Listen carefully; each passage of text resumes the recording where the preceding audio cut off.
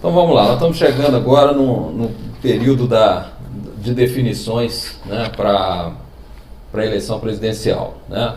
De um lado Bolsonaro, ali na chamada terceira via o Sérgio Moro, e do outro lado o Lula, né? Numa situação em que nós estamos vivendo aí um problema de inflação, nós estamos vivendo crises de aumento de alimentos por uma série de fatores, né? Agora com o problema da escassez de fertilizantes, o preço aumenta, tudo, uma coisa puxando a outra, né? E como é que o Bolsonaro vai fazer para vencer esse discurso do Lula, que a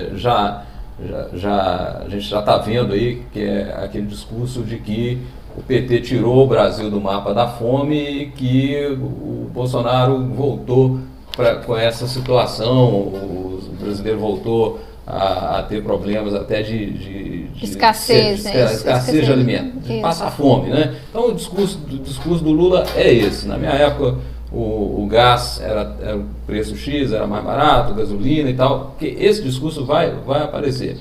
Como é que você acha que o Bolsonaro deve se posicionar para fazer frente a esse discurso?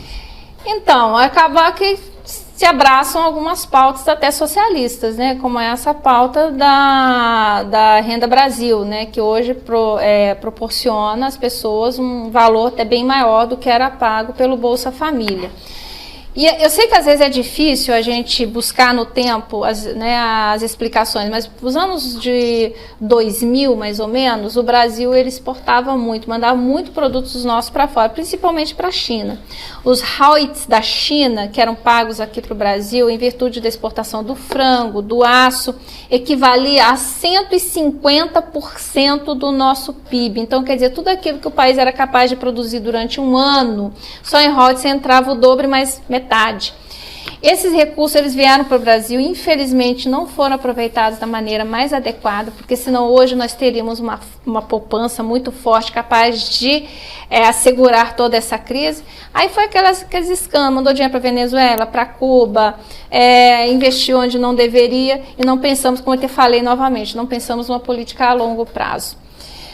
2015 nós tivemos altos índices de inflação aí já com a senhora Dilma, né? E na época nós não tivemos pandemia, nós não tivemos guerra, nós não tivemos nada impactante a não ser o próprio governo deficiente que ela apresentou naquela época.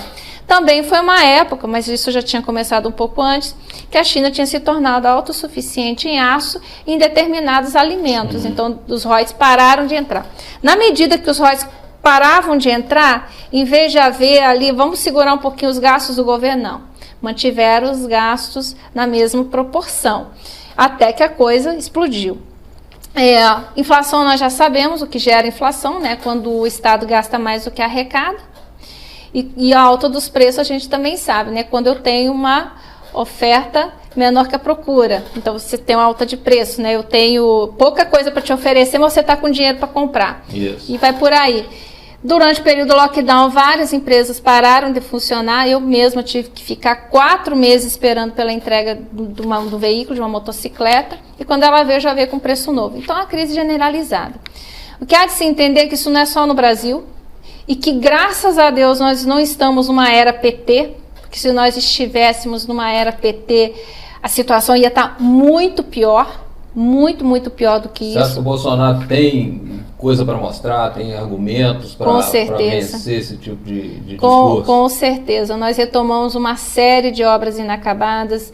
O fenômeno disso que pode ser observado, essas casas populares, né? Só esse ano foram entregues, falou os números, não me lembro.